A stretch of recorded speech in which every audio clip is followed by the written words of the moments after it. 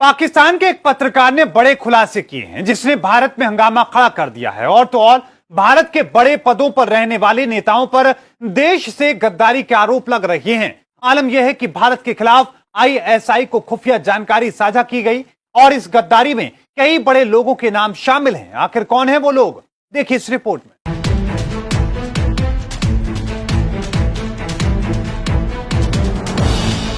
क्या आप कभी सोच सकते हैं कि भारत का कोई सांसद गद्दारी कर सकता है? क्या आप कभी सोच सकते हैं कि भारत का कोई उपराष्ट्रपति दुश्मन देश के लिए खुफिया जानकारी देने में मदद कर सकता है?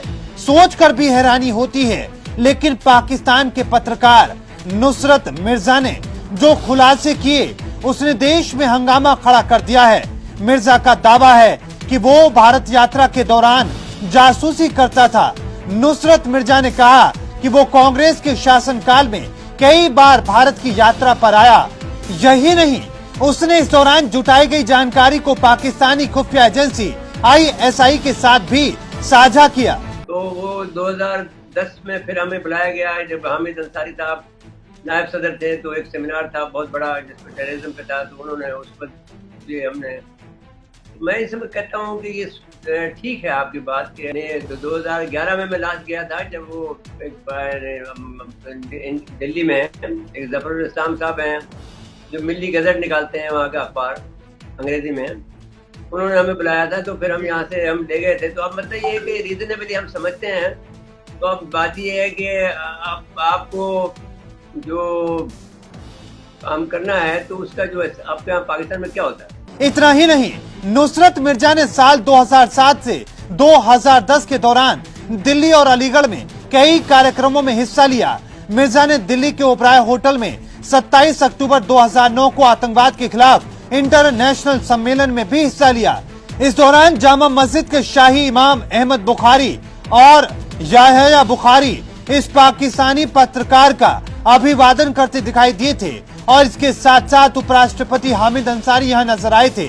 मामले से जुड़ी तस्वीरें भी अब सामने आने लगी हैं। पता चलता है कि जामा मस्जिद यूनाइटेड फोरम द्वारा आयोजित कार्यक्रम में पूर्व उपराष्ट्रपति हामिद अंसारी और कैबिनेट मंत्री गुलाम नबी आजाद भी यहाँ पर शामिल हुए थे। किसी ने मुझसे कहा कि भाई ये जो तुम इन्फॉर्मेशन लाए हो ये तुम इसको दे दो कियानी को।